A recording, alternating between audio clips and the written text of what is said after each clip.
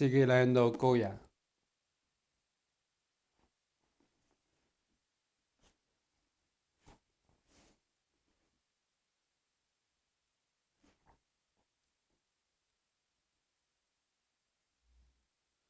Era la primera vez que él empleaba el diminutivo de su nombre, beba, tuto, en los más profundo de su ser. Cerebro aquí triunfó con toda su alma. Pensó en sus romanzas, lo que don Manuel acababa de decir era tan poético como sus romanzas. Muchas cosas iban a cambiar ahora en su vida. Y también más de una en la vida de don Manuel. Y alguna que otra también en la vida de Francisco iba a estar en situación de prestarle sus servicios o de negárselos, pero su puesto no iba a negarse, pero y un abrió vengativo y lumino sus verdes ojos le había sentir que era ella quien hacía prosperar su carrera. El señor Bermúdez vio como don Manuel dedicaba todas sus atenciones a Beba y se preocupó. Su duque sería mostrarse impetuoso, pero nunca lo había visto poner tanto empeño como esta vez. Tendría que mantenerse alerta para que éste no cometiera ninguna estupidez. A veces se sentía demasiado seguro de la reina. Doña María Luisa no tenía nada que objetar aquí, a que de vez en cuando echara una cana al aire, pero no era una mujer que fuera a tolerar que don Manuel mantuviera con nadie una relación seria. Y el asunto con la viola dudo no parecía un hendido pasajero. Cuando doña María Luisa mandaba en cólera, no se detenía ante nada. Entonces era capaz de actuar en contra de la política de don Manuel y en contra de la suya, de la política de Manuel. Pero no quería asustarse antes de tiempo. Dio la esparta a Manuel y a Beba y miró hacia donde estaba doña Lucía. Qué hermosa era, qué elegante. por supuesto, desde que retrato de Francisco estaba colgado entre sus cuadros. Su señorial belleza ya no le parecía tan concluyente como hasta entonces. A lo largo de muchos años de interminables estudios, había ido sacando unas reglas fijas. Había leído a Salisbury y tenía muy claro que era bello y que no lo era. Pero ahora, esos límites empezaban a desdibujársele. Y de las dos Lucías, la pintada y la verdadera, brodaba un centelleo que lo llenaba de intranquilidad. Beba, tras haber conseguido la autorización para poder asistir a los ejercicios ecuestres de don Manuel, se mostró más confiada. Le habló de su infancia, de las naciones de azúcar y de los esclavos, también de su buena relación, sí, de su amistad con la Dirana, la mayor actriz de la época, y de cómo había asistido a sus clases. Tenía que estar maravillosa en el escenario, aseguró de inmediato don Manuel, fogoso, sus gestos mesurados y al mismo tiempo elocuentes, su expresivo rostro, su voz penetrante que lo hacía estremecer hasta los tuétanos. Tendrían que haberle hecho pensar desde el primer momento que habían nacido para estar sobre un escenario. Estoy seguro de que también cantáis, le dijo él. Un poco, repuso ella. ¿Me permitiréis alguna vez oíros cantar?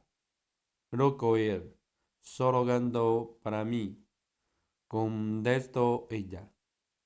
Y como viera la decepción en su rostro, añadió con su voz grave y pausada, cuando canto para Arkin, me parece que estoy dejando a esa persona a aproximarse mucho a mí y lo miro de lleno. Cuando cantaréis para mí, doña Beba le pidió en voz baja, ansioso, pero ella no contestó, sino que cerró el abanico, neusando. ¿Habéis cantado para don Francisco? Preguntó celoso, pero ahora sí que ella adoptó una expresión médica y él entonces, con precipitado arrepentimiento, le rogó, perdonadme, doña Beba. Bien sabéis que no quería mortificaros, pero adoro la música. No podría amar a ninguna mujer que no llevara a la música en su alma. No, también canto un poco. Permitidme que cante para vos, le suplico. Se decía en Madrid que el mayor placer de doña María Luisa, la reina, era oír cantar a su favorito, pero que don Manuel se hacía mucho de rogar antes de darle gusto, y que tres de cada cuatro veces se negaba a hacerlo. Por, por lo tanto, Beba se sintió muy orgullosa en lo más profundo de su ser, de que el duque, en su primer encuentro, se mostrara tan de frente, pero solo manifestó una condescendiente amabilidad. Imagínate, Lucía, exclamó, tú que quiere cantar para nosotros. Todos quedaron sorprendidos. El paje trajo la guitarra. Don Manuel cruzó una pierna sobre la otra. Afinó la guitarra y cantó, acompañándose él mismo. Cantó primero la vieja y sentimental romanza del muchacho que, sosteado para él, servicio militar, tiene que marcharse a la guerra. Lejos, lejos se marcha la armada y mi Rosta se queda. Oh, mi Rosita, cantó, cantaba bien y con sentimiento, y su voz estaba ejercitada. Otra.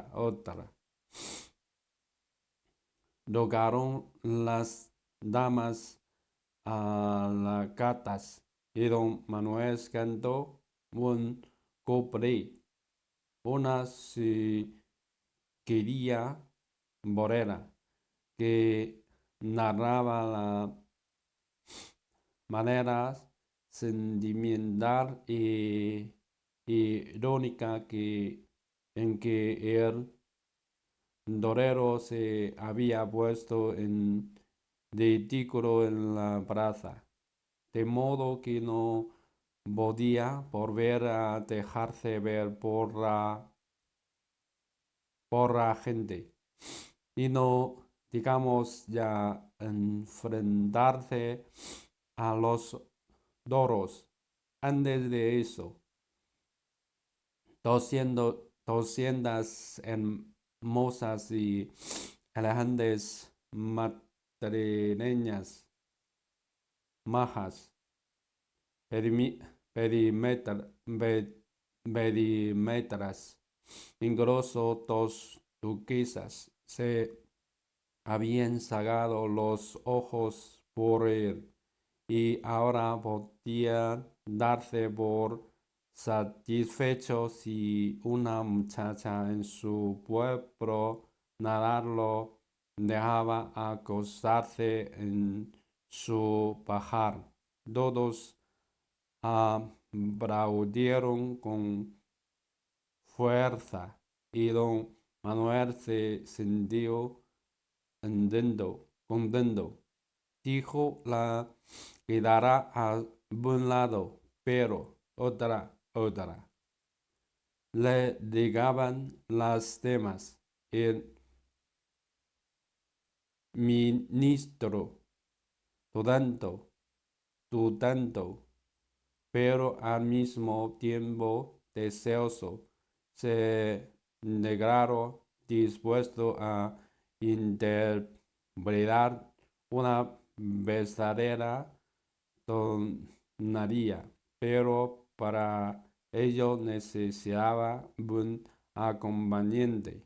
Y miró a Francisco Goya, que amaba las cobras y que también se sentía animado por el vino. Estuvo dispuesto a cantar una tonadilla. El duque y el cuchillaron, probaron, se pusieron de acuerdo, cantaron, tocaron y bailaron la tonadilla del monero. El monero insulta al viajero, pero este se vuelve cada vez más exigente. Asusa al animal y al monero. Se niega de desmontar cuando el camino se vuelve empinado y al final resulta ser además un daño y no añade ni un cuarto al precio acordado. En medio de la discusión y de los insultos de ambos, se oía el ruido de la mula, reproducido con gran realismo, tan pronto por Manuel como por Francisco. El primer ministro y el pintor de la corte de sus católicas majestades cantaron y bailaron con pasión. Aquellos dos grandes señores, vestidos con tanta elegancia, no solo interpretaban al mundero cascarabias y al avero viajero, lo eran de verdad, lo eran con mucha más autenticidad que no primer ministro y pintor de la corte. Las demás miraban, pero el abate y el señor Bermúdez conversaban en murmullos, pero a medida que don Manuel y Coya se entregaban con mayor intensidad a lo que estaban haciendo, también ellos se cayeron asombrados a pesar de todo su montología y sintieron por ambos un ligero y sonriente desprecio que procedía la conciencia de su intelectualidad y de su instrucción, cómo se descañetaban los muy salvajes para acusar a las mujeres, cómo se humillaban y ni siquiera se daban cuenta. Por fin, Manuel y Francisco consideraron que ya habían cantado y pringado bastante y se detuvieron de jadentes, acordados y felices. Pero sorpresa de todos, hubo otro dispuesto a dar un espectáculo. Don Agustín Esteve. La embriaguez era considerada en España algo despreciable, puesto que arrebataba la dignidad a las personas. Don Agustín no recordaba haber perdido nunca la claridad de su mente por causa del vino, pero hoy había bebido más de lo debido y era consciente de ello. Se sentía enfurecido contra sí mismo, pero más todavía contra los otros invitados. Ahí estaban aquellos dos hombres, Manuel Godoy, que se hacía llamar Duque de Argudía y que se colgaba baradijas doradas por encima de la barriga, y Francisco de Goya, que se arrojaba por los suelos, a sí mismo y su arte, como si fuera agua de fregar. La suerte había encumbrado ambos desde la bajeza de sus orígenes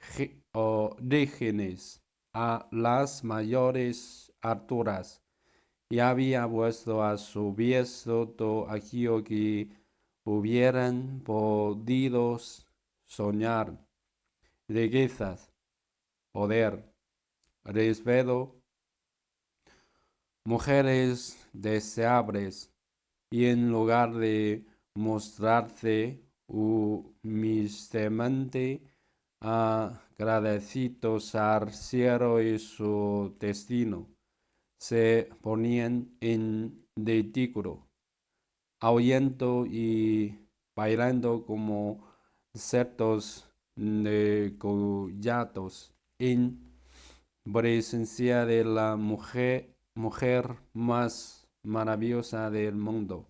Y él, Agustín, tenía que estar presente y contemplar el espectáculo y beber champán, del que estaba hasta el cuello, pero lo menos ahora, ahora sentía el valor suficiente para decirle al abate, con todo lujo de detalles, cuál era su opinión. Y a don Manuel, a ese asno instruido y apergaminado, que no era capaz de comprender el tesoro que tenía en doña Lucía, con su sonora voz. Agustín empezó a disertar acerca de la vacía erudición de ciertos caballeros. Hablaban largo y tendido con bizantinismo y ortodoxia y de su Aristóteles y de su Wickerman. No era difícil si se había tenido suficiente tiempo para realizar unos estudios. Si se había pertenecido a los colegiales de cuello rígido y sábados de villas, en lugar de tener que deslomarte como cierto Agustín Esteve como mandeísta para ganarse la soba boba de la noche a pedirla con limosna. Sí, ciertos señores habían tenido los 20.000 reales necesarios para sus banquetes y sus corridas de toros y sus diplomas de doctores. Y la gente como yo, que no tiene ningún título de doctor, pero que tienen en el dedo me niegue más conocimientos de arte que las 4 universidades y toda la academia con todos sus doctores. Tiene que estar aquí sentado y tomar champán hasta que no pueda más y pintar caballos bajo los culos de generales victoriosos.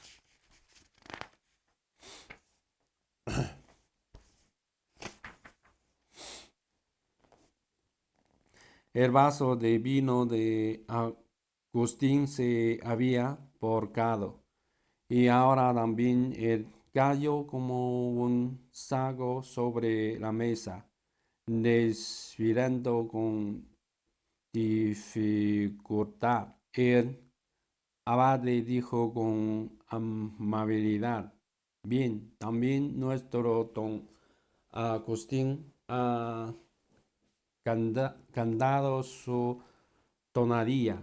Don Manuel fue comprensivo con el enjuto ayudante de su pintor de cámara, borracho como un suizo, dijo benevolente: los soldados de la guardia suiza eran famosos porque en sus noches de permiso recorrían las calles cogidos del brazo, formando largas hileras, borrachos, ruidosos, molestando a los transeúntes. Don Manuel percibió con satisfacción la diferencia entre la borrachera triste, enconada e heredada de Agustín y la suya propia, alegre, bondadosa, agradablemente cárita. Se sentó junto a Goya para abrir su corazón al pintor, al inteligente y comprensivo amigo de más edad. Mientras seguía bebiendo, don Manuel dedicó su atención a Beba, puesto que al parecer durante algún tiempo iba a tener influencia sobre su duque. Considero adecuado en interés de España y del progreso asegurarse su amistad. Don Diego se había sentado junto a doña Lucía. Quería conocer bien a las personas. Quería conocer bien a doña Lucía. Ella había pasado por muchas cosas. Debía de estar hastiada. Ya había alcanzado su objetivo. Ganarse a una mujer como era ella era difícil, pero él era un científico, un filósofo, un teórico y había preparado su propio sistema, su estrategia. Sí, a veces doña Lucía, en momentos en los que habría esperar que se mostrara satisfecha, manifestaba un ligero sarcasmo difícil de interpretar. Se debía con toda seguridad a que era consciente de su origen y estaba orgullosa de esos orígenes. Precedía de una cava social baja, la de las majas. Ella no lo olvidaba nunca, y así decidía su fuerza. No cedían nada a nadie. Los majos y las majas de Madrid se sentían españoles tan puros como los grandes, quizás todavía más puros. El abade tenía a esta gran dama, Lucía Bermúdez, por una oculta devocionaria que había tenido su haber de haber estado en París y construyó su plan sobre esa base. No sabía si don Manuel hablaba con ella de los asuntos de Estado, ni siquiera si ella estaba interesada en esos asuntos, pero la trató como si fuera ella desde su estrado, desde su salón, quien dirigiera la historia de España. Los primeros pasos a tiendas en el camino de la paz habían tenido poco éxito. París desconfiaba, no sería concebible que un clérigo que era bien visto entre los señores de la Inquisición y una elegante dama que tenía uno de los primeros salones de Europa, pudieran manejar los asuntos de España entre los parisienses, parisienses de forma oficiosa. Y precisamente por eso, más efectiva que los hombres de estado de la corte, don Diego insinuó que tenía cierta influencia en París, que podía llegar hasta hombres a los que otros apenas tenían acceso. Con precaución, salpicando la conversación con incontables galanterías, solicitó su consejo, la invitó a formar con él una alianza, una alianza.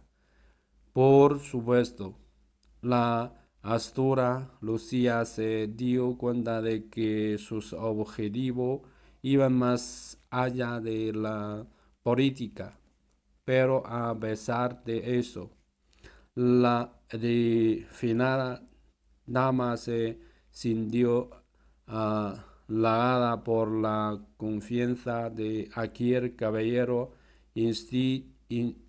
instruido y saberino, y por el difícil sudir papel que le ofrecía. Por primera vez, sus ojos rasgados y enigmáticos lo miraron con verdadero interés.